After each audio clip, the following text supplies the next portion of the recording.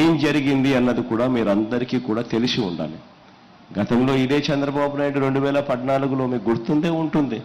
నా సిద్ధం సభలు చూస్తూ ఉన్నారా, టీవీలలో అన్న చూస్తూ ఉన్నారా మీరంతా? నా సిద్ధం సభల్లో నేను చెప్పే మాటలన్నీ కూడా, నా సిద్ధం సభల్లో నేను మాట్లాడే మాటలన్నీ కూడా మీరంతా ఒకవేళ నిజంగా చూస్తూ ఉండింటే టీవీలలో, చూసే వాళ్ళందరూ చేతులు ఒక్కసారి పైకి ఎత్తండి. చూసేవాళ్ళు మాత్రమే, చూసేవాళ్ళు మాత్రమే.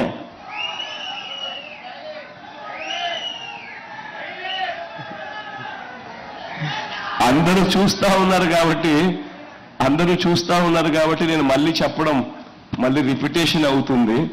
ఎందుకనంటే 2014లో చంద్రబాబు నాయుడు ఏం హామీలు ఇచ్చినాడు అని చెప్పి నేను ఇలా ఆయన పోస్టర్ చూపించి, ఆయన స్వయంగా సంతకం పెట్టి, ఆయన ఫోటో, మోడీ గారి ఫోటో, దత్తపుత్రుడి ఫోటోతో 2014లో ఆయన ఎన్నికల ప్రణాళికలో ఏం చెప్పాడు అని ఇలా మనం ఫోటోలు చూపించి, ఆ తర్వాత ఆయన చెప్పిన హామీలు, ముఖ్యమైన హామీలు ఇవి అని అంటూ 2014లో ఏ రకంగా చంద్రబాబు నాయుడు ప్రతి ఇంటికి ఆ పాంఫ్లెట్ పంపించడమే కాకుండా టీవీలలో అప్పట్లో ఈనాడులోను, ఆంధ్రజ్యోతిలోను, TV5లోను ఏ రకంగా అడ్వర్టైజ్మెంట్ ఇచ్చి ఆ తర్వాత 2014 ఎన్నికలు అయిపోయిన తర్వాత ఆ పాంఫ్లెట్లో రాసినవేటి ముఖ్యమైన హామీలంటూ తాను చెప్పినేటివి ఆయన ఫోటో, మోడీ ఫోటో, దత్తపుత్రుడి ఫోటో, వీళ్ళందరి ఫోటోలు పెట్టి ఆయన సంతకం పెట్టి ఇంటింటికి పంపించిన విషయాలలో ఒక్కటంటే ఒక్కటి కూడా ఆయన కనీసం అమలు చెయ్యని పరిస్థితులన్నీ కూడా మీ అందరికీ సిద్ధం సభల్లో ఆ పోస్టర్ చూపించి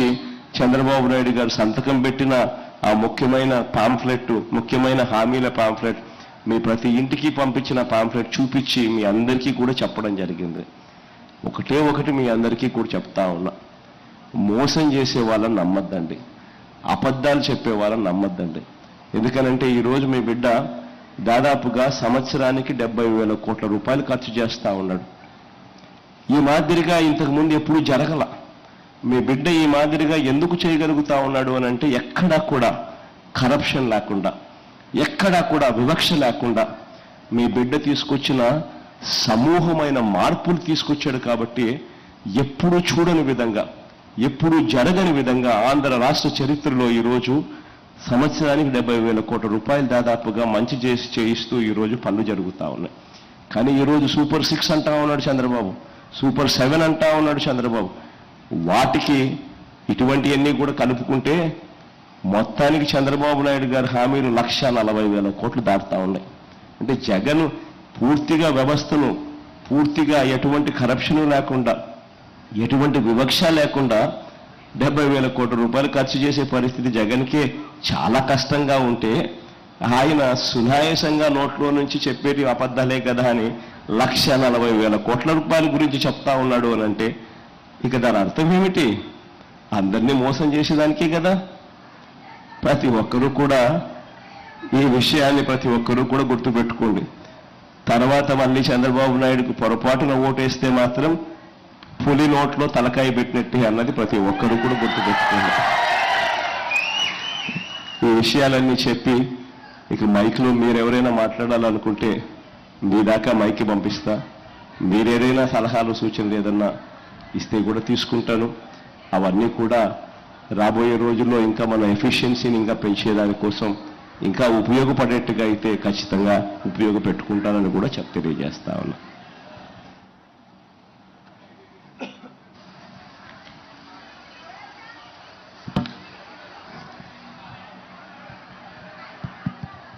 ఐదేళ్లు కంటికి రెప్పలా చూసుకున్న అన్న మన ఎదురుగా ఉన్నారు. మీరందరికీ మాట్లాడాలని ఉంటుంది. దయచేసి ఎవరు మాట్లాడతారు? ముందు లేడీస్ మాట్లాడతారు. అమ్మ మాట్లాడి, మైక్ కొంచెం చూడండి. అక్క మాట్లాడక్క.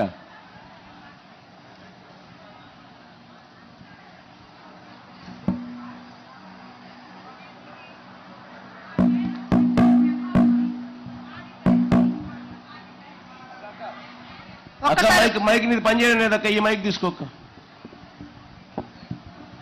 మీ పేరు చెప్పి మాట్లాడండి అక్క. దయచేసి అందరు కూర్చోండి, ఎవరు లేవద్దు.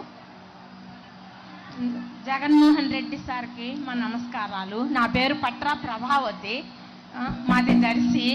మేము ప్రతి నెల ఉదయాన్నే వాలంటీర్లు వచ్చి తలుపు తట్టి 3000 పెన్షన్ మా చేతులలో పెట్టిపోతుంటే ఈ నెలలో మమ్మల్ని 3 చోట్లకు తిప్పారు. సచివాలయానికి వెళ్ళాము, ఇక్కడ కాదన్నారు.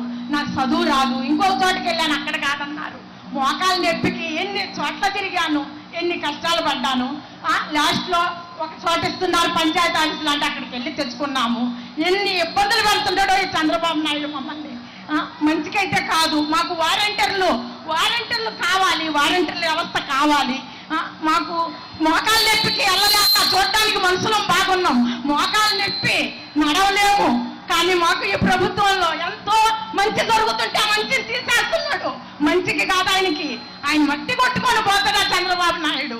ఆయన బతకడు ఎక్కువ రోజులు కూడా, మామ పోయినట్టే ఆయన పోతాడు. మాకైతే వాలంటీర్లు కావాలి మాకు. మాకు శివప్రసాద్ రెడ్డి గారికి మేము వాళ్ళు బుజ్జాపల్లి వెంకాయమ్మ గారు, శివప్రసాద్ రెడ్డి గడప గడపకి ఎట్లా తిరిగారంటే వాళ్ళు వచ్చి మాకు ఎంత మా ఇళ్లలో మేము వండుకుంటున్నామా లేదా, తింటున్నామా లేదా వాళ్ళు అడిగి కనుక్కున్నారు మమ్మల్ని. మా అమ్మకి ఓటు ఇంటికి మాకు రేషన్ పంపిస్తున్నారు, ఇంటింటికి రేషన్ పంపిస్తున్నారు. గడప గడపకి పథకాలు వస్తున్నాయి. కరోనాలో మాకు జగన్మోహన్ రెడ్డి గారు మాసులతో సహా ఇంటికి గడప గడపకు పంపించారు. రేషన్ ఉన్న ప్రతి ఇంటికి పథకాలు అందినాయి, ప్రతి ఇంటికి పంపించారు ఆయన. ప్రతి ఇంటికి ఆయన పథకాలు వచ్చున్నాయి మాకు. మాకు ఆ వ్యవస్థ కావాలి. వాలంటీర్ వ్యవస్థ మటుకు తీసేస్తే ఒప్పుకోము మేము. వాలంటీర్లు కావాలి మాకు, వాలంటీర్లు ఉండాలి మాకు. అందుకని మేము జగన్మోహన్ రెడ్డి గారిని, నా బిడ్డ కన్న బిడ్డ కూడు పెట్టడం లేదు, కన్న కొడుకు కూడు పెట్టకపోతే ఆయన ఇచ్చే 3000 రూపాయలతో మేము బతుకుతున్నాము. మాకు అన్యాయం చేయొద్దని మేము అడుగుతున్నాము, మాకు న్యాయం చేయమని మేము అడుగుతున్నాము. అంతే. జగన్మోహన్ రెడ్డి గారికి నాకు చదువు లేదు, నాకు మాట్లాడటం రాదు, నాకు చదువు లేదు, మీరు అర్థం చేసుకో. చాలా బాగా మాట్లాడావక్క.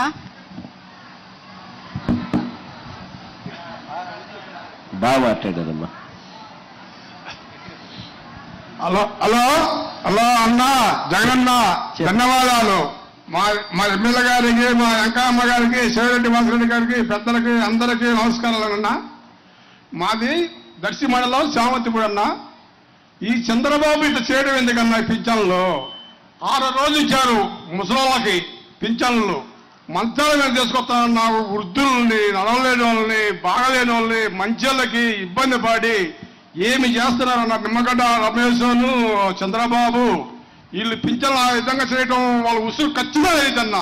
మా ఉసురు ఖచ్చితంగా జరిగింది. మా పింఛన్లు తీసుకునే వాళ్ళు మొత్తం ఉసురు మొత్తం తగిలిద్ది.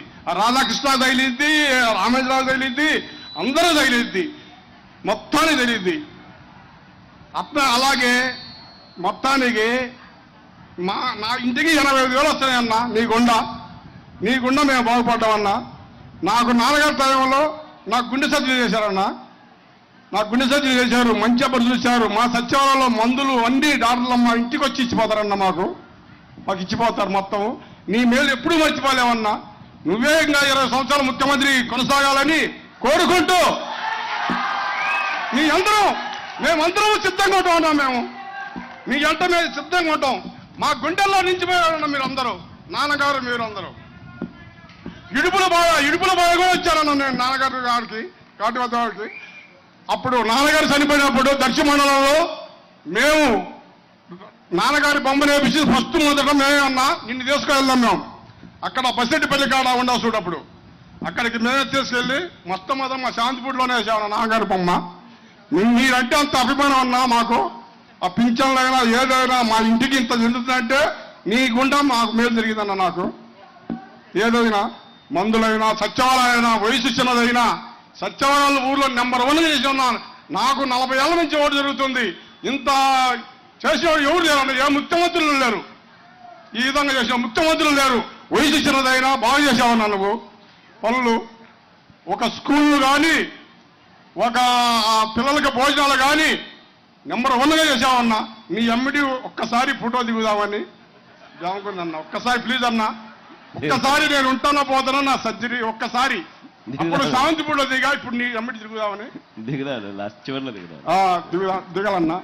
నీ మేలు మర్చిపోవాలి. జై వైఎస్ఆర్, జై వైఎస్ఆర్, జై జగన్మోహన్ రెడ్డి, జై జగన్మోహన్ రెడ్డి.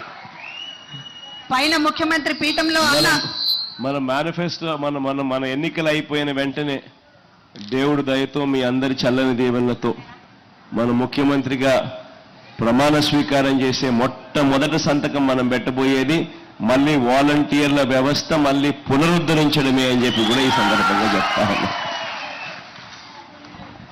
మైక్ ఇంకెక్కడన్నా అక్కడ వికలాంగుడు ఎడం చంద్ర. అందరూ నమస్కారం. నా పేరు నరసింహారావు, దివ్యాంగ రక్ష ఫౌండేషన్ అధ్యక్షుడిని. నేను 2019కి ముందు మాట చిన్న చెప్తాను. అప్పుడు తెలుగుదేశం హయాంలో మా దివ్యాంగులు ఎంత కష్టపడ్డారంటే, జనభూమి కమిటీ అనేది ఉండేది. వాళ్ళు డబ్బు రూపంలో కానీ లేదనుకో వాళ్ళ మనుషులు అయితే మాత్రమే పనిచేసేవాళ్ళు, పెన్షన్ ఇచ్చేవాళ్ళు. మీరు అప్పట్లో పాదయాత్ర చేశారు, కొన్ని హామీలు వచ్చారన్న. ఆ హామీలో ఇవ్వని ఒకటేంటంటే దేవుని దూతగా వాలంటీర్ని పంపించడం. ఈ వాలంటీర్లు ఇంటింటికి వచ్చి మీ రూపంలో దివ్యాంగులకి ఏం కావాలి, దివ్యాంగులకి ఎటువంటి హెల్ప్ కావాలి, ఒక పెన్షన్ నుంచి మాట్లాడుతున్నారు వీళ్ళందరూ. కానీ పెన్షన్ వాళ్ళు మాత్రం కాదు, సగం సర్టిఫికేట్ అయినా సరే, ఆధార్ కార్డు అయినా సరే, ప్రతి ఒక్కటి వచ్చి మేము కాలు బయట పెట్టకుండా చూసుకునే వాళ్ళన్నా. కానీ మీ 5 సంవత్సరాల గడువు తిరిగిన తర్వాత చంద్రబాబు నాయుడు తన అక్కుస మీ మీద ఏం చేయలేక దివ్యాంగుల మీద మరియు వృద్ధుల మీద పడ్డారన్న. అదేంటంటే వారం గత నేను పేపర్లు విన్నాను, దివ్యాంగులకి ఇంటికి వచ్చి పెన్షన్ ఇస్తారంట వాలంటీర్ అన్నారు. తర్వాత 2వ తారీఖు 3 చూస్తే మళ్ళీ ఇవ్వనన్నారు. అదేంటని చూస్తే చంద్రబాబు నాయుడు కొందరితోటి మళ్ళీ పిటిషన్ వేయించి పెన్షన్ ఏదైతే ఉందో అక్కడికే వెళ్ళాలి, ఈ వాలంటీర్స్ ఏదైతే ఉన్నారో మీ దూతగా వెళ్ళి ఎలక్షన్ క్యాంపెయిన్ చేస్తున్నారు కాబట్టి ఇది ఆపించేయమని పిటిషన్ వేశారంట. ఏదైనా సరే వేరే వేరే మార్గంలో చూపించాలి, కానీ దివ్యాంగుల మీద వృద్ధుల మీద వాళ్ళ ప్రతాపం చెప్పన్నా ఖచ్చితంగా వాళ్ళు మాత్రం మట్టి కొట్టుకుపోతారు చెప్తున్నానన్నా. ఇంకోటి ఏంటంటే నేను కళ్ళారా చూశాను, ఒక వృద్ధురాలు పెన్షన్కి వెళ్ళలేక వేరే వాళ్ళ కాల్ చేస్తే 5ంటికి వెళ్ళి ఆ పంచాయతీ ఆఫీస్ మూసేస్తున్నారన్న. ఎందుకు మూసేశారని అడిగితే పొద్దున 10ంటికి రమ్మన్నారు. వృద్ధురాలు 70 ఏళ్ళు 80 ఏళ్ళు ఉంటుంది. ఇవి చూసారన్న ఎంత బయట మండిపోతుందో. ఆ ఎండలో కూడా ఎవరు సహాయం లేకుండా కుంటుకుంటూ 10 నుంచి 11 గంట టైం పట్టింది. ఆ గంటలో వెళ్ళి కూర్చొని పైన చెట్టు లేదు, కూర్చోడానికి ఎటువంటి అడుగోలు లేదు, ఎండలో 11:30 వరకు కూర్చొని పెన్షన్ అందుకోకుండానే పడిపోతే మేము వెళ్ళి సంఘం తరపున వెళ్ళి ఆటోలో హాస్పిటల్కి ఉంచాము. డీహైడ్రేట్ వల్ల పడిపోయిందని చెప్పి విన్నారు. ఈ కారణం ఎవరని చెప్పన్నా, జగన్మోహన్ రెడ్డి గారా, చంద్రబాబు నాయుడు గారా, మీరందరూ గమనించాలి ఒకసారి. ఎవరు ఎన్ని కుతంత్రాలు పడినా సరే మనం మాత్రం మళ్ళీ జగన్మోహన్ రెడ్డి గారిని అన్నని గెలిపించుకోవాలి. ఖచ్చితంగా వాలంటీర్ వ్యవస్థ మళ్ళీ రావాలి. రావలేదా? జై జగన్, జై జగన్. కనుకన్నా మళ్ళీ చెప్తున్నాను, మళ్ళీ మీ వ్యవస్థ వస్తుంది. మీరు వచ్చిన తర్వాత మీ దూతగా వాలంటీర్ మళ్ళీ పంపించండి అన్న. మేము మాత్రం మీకే అండగా ఉంటాము.